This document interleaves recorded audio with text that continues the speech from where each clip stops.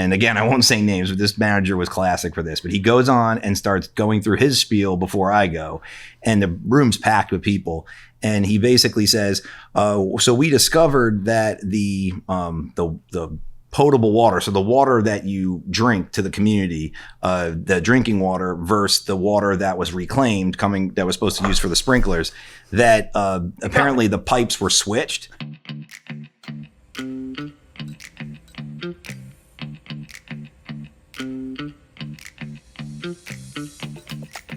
Hello, and thank you for joining us for Policy Party. I'm Negar Sharifi, joined by my partner, Phil Masi. I was thinking the other day of a funny story of a community that Phil used to own a condo unit. Funny story? I mean, not funny. Funny, sad, learning lesson. But you know, when these things happen, it like breeds ingenuity. So that's kind of what I wanted to discuss today. So back in 2015, Phil owned in a community that experienced quite a large pollution related claim that caused the community to go into bankruptcy.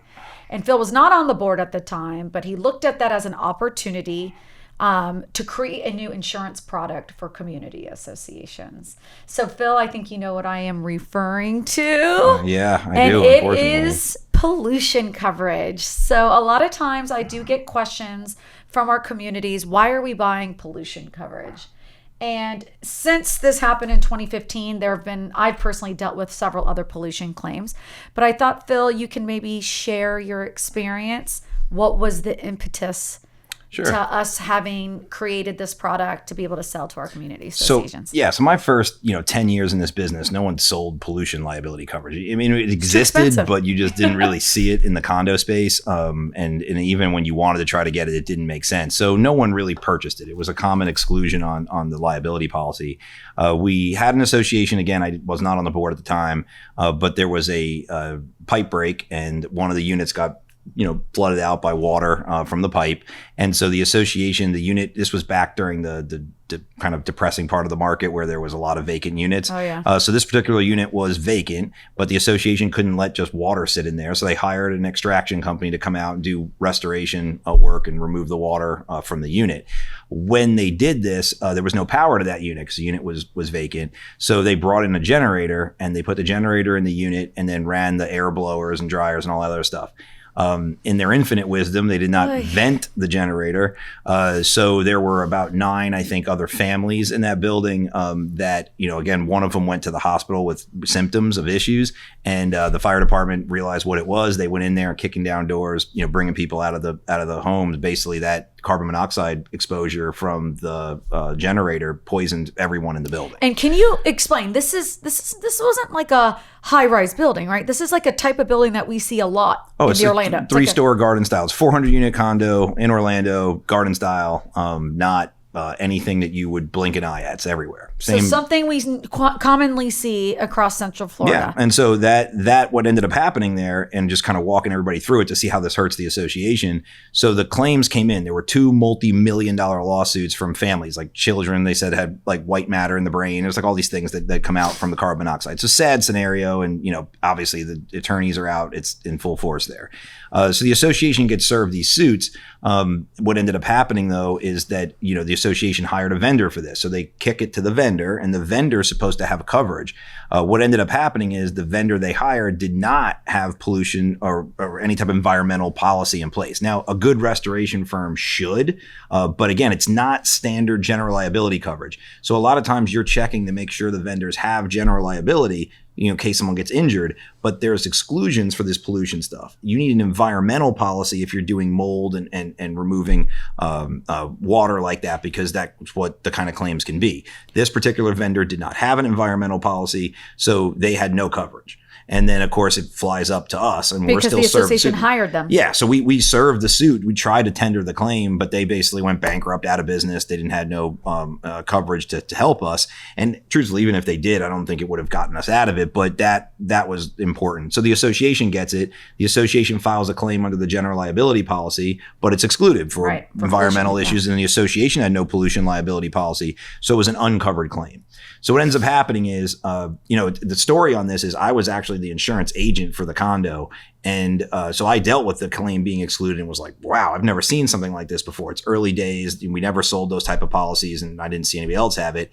And so later on, I end up getting on the board of directors at this particular condo, and I deal with it. And we actually end up having to file bankruptcy, not just for that. There were other things going on at the community. But that was the impetus for it, because it was like we were paying like $25,000 a month in legal bills. I mean, there was no legal defense policy back then. There was no pollution liability policies back then. So there really wasn't anything to protect you in the event that something crazy like this happened. So at the time, I was like, this can't be. I mean, there's other issues where this is going to happen. We have to figure something out. And Which I do remember a few years later, the one with the sewage in Lake Orienta. Oh, yeah. We had, we'll keep the names out of it, but yeah, we definitely had a few where they were like, there was, Negar happened to live near this or on this lake. And so I get a call. It was a community that was on the lake that I used to live on. And he's like, I wouldn't go in the water. Yeah, well, I was maybe giving you a little trouble, but they did have a sewage leak because like one of the sewer pipes that abutted to the lake, I guess, had corroded over time, and the raw sewage was going into the lake. And so that was something that came back to the association. It's like, hey, we got to clean all this stuff up. This is your fault. EPA got involved. Correct. I mean, I've seen them on underground storage tank leaks. I've seen Legionella outbreaks at some of these, the spas or especially when you get saunas in some of these places. You've seen that stuff. So Legionella claims can be bad. We've chemicals in the pool. Chemical burns in the pool, the eyes. Then, Lift stations. Lift stations, another big one, because they can malfunction and cause problems where there's spills. But carbon monoxide, I've seen since multiple other cases of that, because people put generators when the power goes out on like their porch and they don't think about it. Now it's not allowed, but people do it. And then of course it can poison other people. I've seen it with garages where people that sit on their car keys and it turns their car on and the car's just running in there.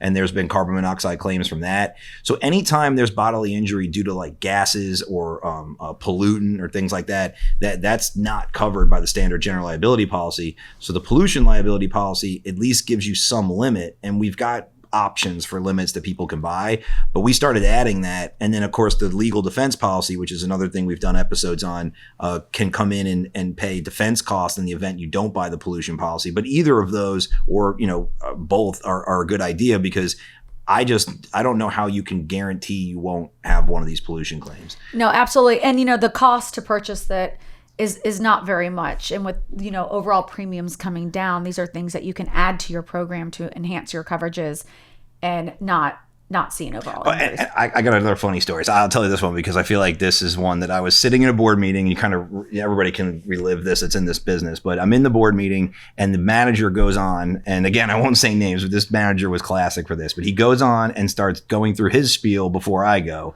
And the room's packed with people.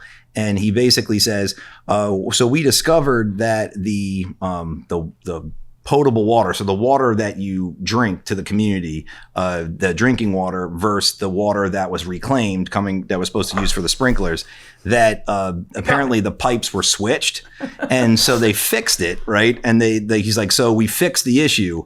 And then he just kind of skimmed over it and then kept going. And I was like, I'm sitting there like looking at my stuff, getting ready for what I do. And I like poke my eyes up, and because I'm like, someone's gonna like follow up on that, right? Because I was like, everybody in the audience, all of a sudden you start seeing like one person's hand start going up in the back, and he's like, so like, how long was this going on? And then he's like, well, since this place existed. And I'm like, and so then somebody else is like, does this explain why I haven't and all these people start going up with all these conditions and issues they have, and like they think this could be it. And I'm like, and of course, I want to go home. So I was just about to go on.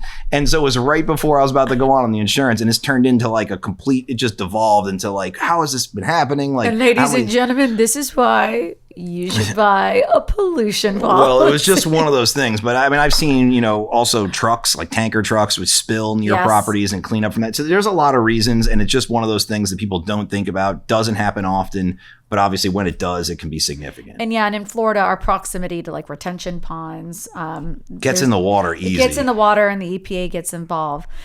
So that in a nutshell is pollution policies and why they're important. If you'd like more information, please feel free to reach out to myself or Phil Masi. Thank you for joining us for another episode of Policy Party.